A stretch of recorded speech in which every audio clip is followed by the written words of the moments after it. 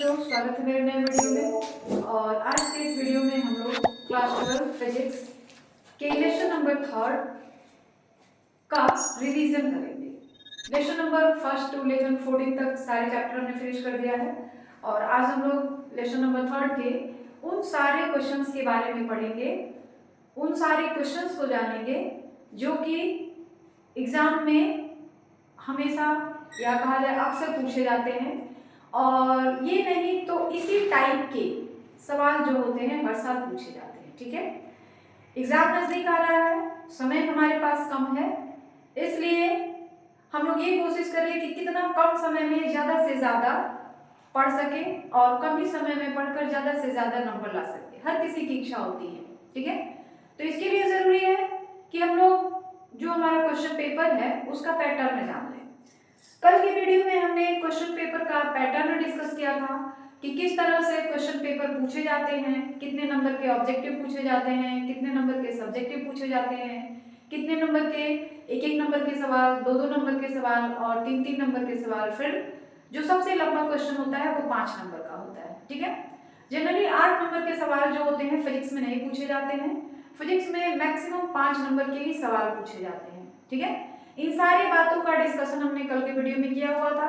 जो लोग नहीं देखे हैं, आज हमारी वीडियो को पहली बार देख रहे हैं, तो वो लोग प्लीज कल का वीडियो आप लोग जरूर से देख लीजिएगा।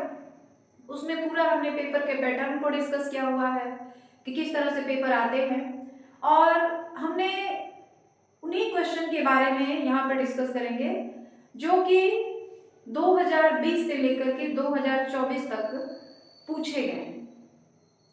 अब तक आप लोगों ने अगर कुछ नहीं पढ़ा है, ना एक भी दिन स्कूल गए, ना एक भी दिन कोचिंग गए, तो कोई बात नहीं, टेंशन लेने की जरूरत नहीं है आपको। आप जितने सवाल आज हम डिस्कस करेंगे, जितने क्वेश्चंस के बारे में बताएंगे, उन सारे क्वेश्चंस को आप पढ़ लीजिएगा। ठीक है, चाहे आप जहां से पढ़ लें, हमने भी लिखवाया हुआ इन सारे क्वेश्चन के आंसर। आपके पास कोई भी नोटबुक हो, कोई बुक हो, चाहे आप जैसे भी पढ़ रहे हैं, इन सारे क्वेश्चंस को जरूर हल करिएगा, जरूर पढ़िएगा और इसी में से जो है आपके सवाल आएंगे। ठीक है, 100% तो नहीं, लेकिन ज्यादातर सवाल इसी में से पूछे जाते हैं। ठीक है, तो चलिए स्टार्ट करते हैं टाइम को बिना नुकसान किए हुए। तो पहले लेसन नंबर 1 और 2 के बारे में हमने डिस्कस किया हुआ है। आज हम लोग लेसन नंबर 3 के बारे में जानेंगे कि लेसन नंबर 3 में वो कौन कौन से सवाल हैं जो पेपर में पूछे जाते हैं या पूछे जा सकते हैं। ठीक है ना, तो चलिए स्टार्ट करते हैं। ये सारे सवाल हैं, ये 12 नंबर सवाल है, यहाँ पे हमने 11 लिखा हुआ है, समय की जगह की कमी की वजह से यहाँ पे हमने 12 नंबर सवाल लिखा हुआ है। ठीक है, और लेसन नंबर 3 का नाम है विद्युत धारा। हमने कहा बेटा आपको टेंशन लेने की एकदम जरूरत नहीं है। अगर आपने शुरू से क्लास किया है, कोचिंग किया है, ऑनलाइन हो चाहे ऑफलाइन हो, तो फिर आपको दिक्कत तो है नहीं। लेकिन अगर आप नए हैं किसी भी कारण से, चाहे आपकी मजबूरी रही हो, चाहे आपका शौक रहा हो, आपने क्लास नहीं किया, नहीं पढ़ा और अब आप चाहते हैं कि बढ़िया नंबर से पास हो जाएं इतने कम समय में, तो भी आप अच्छे नंबर ला सकते हैं। थोड़ा सा मेहनत कर दीजिए, थोड़ी सी परेशानी उठा लीजिए, पूरा बाकी जीवन आपका अच्छे से बीतेगा। ठीक है, तो चलिए स्टार्ट करते हैं। विद्युत धारा लेसन नंबर 3 है और विद्युत धारा लेसन से जो सबसे इंपॉर्टेंट सवाल है, सबसे इंपॉर्टेंट क्वेश्चन है, वो है अनुगमन वेग। अनुगमन वेग क्या है और अनुगमन वेग तथा वैद्युत धारा घनत्व में क्या संबंध है। धारा घनत्व और अनुगमन वेग जो है ना बेटा, ये बहुत ही ज्यादा इंपॉर्टेंट है, इस साल के लिए नहीं, हर साल के लिए। ठीक है, इसका क्वेश्चन जो है, इस क्वेश्चन का आंसर हमने जब इस लेसन को पढ़ाया हुआ है वहां पे हमने डिस्कस किया हुआ है। ठीक है, तो आप वहां से देख सकते हैं और अगर आप वहां से भी नहीं देख सकते हैं तो इन सारे क्वेश्चन का आंसर हम लोग बारी बारी से डिस्कस भी करेंगे। पहले हम लोग क्वेश्चन देख लेते हैं, उसके बाद सारे का आंसर बारी बारी से देखा जाएगा। ठीक है, या आप कहीं और से पढ़ते हैं तो इन सारे क्वेश्चन के आंसर जरूर पढ़ लीजिएगा। चलिए दूसरा सवाल है, अनुगमन वेग तथा शांति काल में संबंध लिखें और अनुगमन वेग से आप क्या समझते हैं। ये भी आपको लिखना है। हमने पहले कहा कि अनुगमन वेग, अपवाह वेग, ये सारी चीजें जो है बहुत ही ज्यादा इंपॉर्टेंट है। तीसरा है वैद्युत परिपथ में किरचॉफ का नियम। किरचॉफ का नियम बहुत ज्यादा इंपॉर्टेंट है और किरचॉफ के नियम क्या है, ठीक है। तीसरा है किसी सेल का आंतरिक प्रतिरोध किन कारकों पर निर्भर करता है। सेल का जो आंतरिक प्रतिरोध होता है जिसको हम लोग स्मॉल r से डिनोट करते हैं वह किन किन बातों पर निर्भर करता है। चौथा सवाल है कि सेल का आंतरिक प्रतिरोध किन किन बातों पर निर्भर करता है। पांचवा है 1 किलोवाट घंटा या इसको हम करते हैं 1 किलोवाट आवर का मान जूल में निकालें। 1 किलोवाट घंटा का मान हम लोग जूल में कैसे निकालते हैं वो जानते हैं। छठवां सवाल है दिए गए परिपथ में धारा का मान ज्ञात करें। यह जो है हमारा परिपथ है, ठीक है। इस क्वेश्चन का फिगर ये है और किरचॉफ के नियम से संधि, किरचॉफ का नियम दो है, संधि का नियम और लूप का नियम। तो जो संधि का नियम है पहला नियम, उससे इसको हम लोग करेंगे और इसमें जो I दिया हुआ है धारा का मान निकालना है। किसी बिंदु से अगर धारा बाहर की ओर जा रही है तो उसके लिए माइनस का साइन यूज होता है और उस बिंदु की ओर यानी संधि की ओर धारा आ रही है तो उसके लिए प्लस में लिया जाता है, ठीक है। पढ़ा है आप लोगों ने इसको, तो अगर आप नहीं पढ़े हैं तो वहां से आप वीडियो देख सकते हैं। सातवां जो क्वेश्चन है वो है धारा घनत्व की परिभाषा और मात्रक लिखे। आठवां एक 10 वोल्ट विद्युत वाहक बल्ब तथा 3 ओम आंतरिक प्रतिरोध वाली सेल को एक प्रतिरोध के साथ श्रेणी क्रम में जोड़ा जाता है। यदि परिपथ में 0.5 एम्पीयर की धारा हो तो प्रतिरोधक का प्रतिरोध और सेल की वोल्टता क्या होगी, ठीक है। नौवां सवाल जो कि बहुत ज्यादा इंपॉर्टेंट है, ओमीय परिपथ और अनओमीय परिपथ से आप क्या समझते हैं, बहुत ज्यादा इंपॉर्टेंट है। ये सवाल लगभग हर साल ही पूछा जाता है और है कुछ भी नहीं, बिल्कुल इजी है। ओमीय परिपथ वह परिपथ होता है जो ओम के नियम का पालन करता है और अनओमीय परिपथ वह परिपथ होता है जो ओम के नियम का पालन नहीं करता है। इतनी सी बात लिखेंगे आप और उसमें आपको 2 नंबर, अगर 1 नंबर का है तो 1 नंबर आराम से मिल जाता है। ये जितने भी सवाल लिखे गए ना बेटा, ये सारे या तो 1 नंबर में पूछे जाते हैं या तो 2 नंबर में पूछे जाते हैं। 3 और 5 नंबर के सवाल तो ये हो नहीं सकते हैं, या तो 1 या तो 2। क्लियर है। तो ओमीय परिपथ और अनओमीय परिपथ किसे कहते हैं या इससे आप क्या समझते हैं, इसको आप जरूर पढ़ लीजिएगा, बहुत ज्यादा इंपॉर्टेंट है, ठीक है।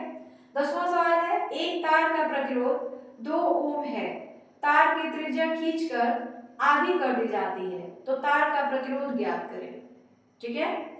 और 11वां सवाल है दिए गए परिपथ में 10 ओम प्रतिरोध में प्रवाहित धारा का मान ज्ञात करें जब स्विच खुला हो और जब स्विच बंद हो। यह परिपथ है, ठीक है। इसमें धारा का मान ज्ञात करना है 10 ओम के प्रतिरोध में दो स्थितियों में, जब स्विच खुला हो और जब स्विच बंद हो, ठीक है। तो आसानी से निकाल लेंगे आप। और जो 12वां सवाल है वो है एक 1.5 वोल्ट विद्युत वाहक बल्ब वाले सेल का आंतरिक प्रतिरोध 0.2 ओम है, 2.8 ओम के बाह्य प्रतिरोध से जोड़ने पर इसमें धारा का मान क्या होगा ये आपको निकालना है, ठीक है। तो लेसन नंबर 3 से ये जो 12 सवाल है 2 या 1 नंबर के सवाल है, मोस्ट इंपॉर्टेंट की कैटेगरी में आते हैं सारे के सारे सवाल। और इसमें से अगर आप कर लेते हैं तो लेसन नंबर 3 से जितने भी सवाल आने होंगे वो इसी में से पूछे जाएंगे, ठीक है। अब हम लोग जो 3 और 5 नंबर के सवाल होते हैं उसके बारे में जानेंगे। तो लेसन नंबर 3 विद्युत धारा चैप्टर जो है उसी के कुछ और इंपॉर्टेंट सवाल देखेंगे जो कि 3 नंबर या फिर 5 नंबर में पूछे जाते हैं। ये फिक्स नहीं है कि ये सवाल जो है 3 नंबर में ही पूछा जाएगा या 5 नंबर में ही पूछा जाएगा। वही सवाल किसी साल 3 नंबर में पूछ दिया जाता है, वही सवाल किसी साल 5 नंबर में पूछ दिया जाता है, ठीक है। तो अब हम लोग जितने भी क्वेश्चंस को डिस्कस करेंगे वो सारे क्वेश्चन या तो 3 मार्क्स के होंगे या तो 5 मार्क्स के होंगे और 8 मार्क्स के क्वेश्चन आपसे पूछे नहीं जाते हैं। जो मैथ का पेपर होता है उसमें 8-8 नंबर के सवाल पूछे जाते हैं, फिजिक्स में 8 नंबर के सवाल नहीं आते हैं। ठीक है। तो अब हम लोग उन सवालों को देख ले जो कि एग्जाम के लिए काफी इंपॉर्टेंट है और इसे 3 या 5 नंबर में पूछा जाता है। पहला सवाल यही है कि धातुओं में मुक्त इलेक्ट्रॉन के अनुगमन वेग के सिद्धांत पर ओम के नियम का निगमन करें। अनुगमन वेग के सिद्धांत के हेल्प से, सहायता से आपको ओम के नियम का निगमन करना है। और ओम का नियम क्या होता है? V बराबर R इंटू आई, ठीक है। इसका हमने डिस्कस भी किया हुआ है। अगर आपको फिर भी नहीं मिलता है वीडियो में तो हम लोग इन सारे सवालों को फिर से एक बार डिस्कस करेंगे, ठीक है। दूसरा है किरचॉफ के वोल्टता के नियम को या किरचॉफ के प्रथम नियम को लिखें। तीसरा, किसी परिपथ के टर्मिनल विभवांतर विद्युत वाहक बल एवं आंतरिक प्रतिरोध में क्या संबंध है, इसको लिखना है, ठीक है। चौथा सवाल है, एक ही पदार्थ के बने दो तार ए तथा बी लिए जाते हैं। तार ए का व्यास तार बी के व्यास का आधा है। यदि तार ए का प्रतिरोध 24 ओम है तो तार बी के प्रतिरोध की गणना करें, ठीक है। पांचवा सवाल है, दिए गए परिपथ की सहायता से प्रतिरोध R1, R2 और R3 में प्रवाहित धारा ज्ञात करें यदि सेल का आंतरिक प्रतिरोध नगण्य है तो, ठीक है। दिए गए परिपथ की सहायता से R1, R2 और R3, इसमें हमने चित्र नहीं बनाया है तो चित्र बना देते हैं। इसका दिए गए परिपथ की सहायता से यानी इसमें जो है कोई ना कोई चित्र आपको चाहिए, तो इसमें हमको चित्र बनाना पड़ेगा। और ये चित्र क्या होगा देखते हैं। देखिए 3 प्रतिरोध है R1, R2 और R3, ठीक है। तो इन तीनों में प्रवाहित धारा का मान निकालना है। यदि जो परिपथ है, परिपथ का आंतरिक प्रतिरोध जो है काफी नगण्य है, ठीक है। तो यहाँ तो थोड़ा सा जगह भी कम है। मान लीजिए ये 3 प्रतिरोध हैं, इस तरीके से जुड़े हुए हैं। ये हमारा शेल है, 3 प्रतिरोध इस तरीके से R1, R2 और R3। प्रवाहित धारा ज्ञात करनी है यदि सेल का आंतरिक प्रतिरोध नगण्य है तो। व्हीटस्टोन सेतु क्या है? दिए गए परिपथ में I1, I1 माइनस I2 तथा IC का मान ज्ञात करें। और सातवां, इसके लिए जो है ना चित्र ये है, इस वाले के लिए इसका चित्र हम लोग अभी देखकर बनाएंगे, ठीक है। इसका चित्र हम कहीं भूल गए हैं, अभी बनाएंगे, ठीक है। और सातवां सवाल है, दिए गए परिपथ में परिपथ की तुल्य धारिता और 3 माइक्रोफैराडे तथा 2 माइक्रोफैराडे वाले संधारित्र पर आवेश ज्ञात करें। सातवें सवाल का चित्र वहां है। आठवां, एक तार का प्रतिरोध 16 ओम है, इसे पिघलाकर पहले से आधी लंबाई का तार बना दिया जाता है, नए तार का प्रतिरोध क्या होगा। नौवां सवाल है, व्हीटस्टोन सेतु की संतुलन अवस्था में उसकी भुजाओं के प्रतिरोध में संबंध लिखे। और 10वां है, व्हीटस्टोन सेतु का सिद्धांत लिखे। तो इस तरीके से अगर आप लेसन नंबर 3 से इन सारे सवालों को तैयार कर लेते हैं, सारे क्वेश्चन के आंसर को आप अच्छे से जान लेते हैं, तो आपके इस लेसन नंबर 3 के कोई भी सवाल आए आप छोड़ नहीं सकते उसको, क्योंकि लेसन नंबर 3 से जितने भी सवाल पूछे जाएंगे वो सारे इन्हीं सवालों में से होंगे जो 3 नंबर के या 5 नंबर के हो सकते हैं। देखिए बेटा, तैयारी का मतलब ये नहीं कि आप सारे सवालों को रट लीजिए। रटने से क्या होता है बेटा कि आप जब एग्जाम में जाते हैं आप इस तरह पेज बाय पेज देखते जाइए, लगता है हाँ ये तो हो जाएगा, आसान है, लेकिन आप जब उसको लिखते नहीं हैं, प्रैक्टिस नहीं करते हैं, तो वही जब आप एग्जाम में जाते हैं तो आधा लिखते लिखते भूल जाते हैं। आधे के बाद आपको याद ही नहीं आएगा कि क्या होगा। देखने से तो सारे सवाल इजी लगते हैं, सारे टॉपिक्स इजी लगते हैं, लेकिन जब आप लिखने जाएंगे बेटा कई तरह की परेशानियां आएंगी। इसलिए जरूरी ये है कि चाहे आप 1 घंटा पढ़िए, चाहे आधा घंटा पढ़िए, चाहे 4 घंटा पढ़िए, लेकिन ईमानदारी से आप सोच के बैठिए कि कम से कम हमको आज 4 सवाल या ये जितने भी लेसन नंबर 3 के इंपॉर्टेंट क्वेश्चन है इन सारे को आज पढ़ लेना है। पढ़ लेना है का मतलब ये नहीं कि आप किताब को पढ़ लीजिए बस रीडिंग कर लीजिए, ऐसा नहीं है। आप हर सवाल को पढ़िए, अच्छे से समझिए और उसको कम से कम 2 बार 3 बार लिखकर प्रैक्टिस करिए।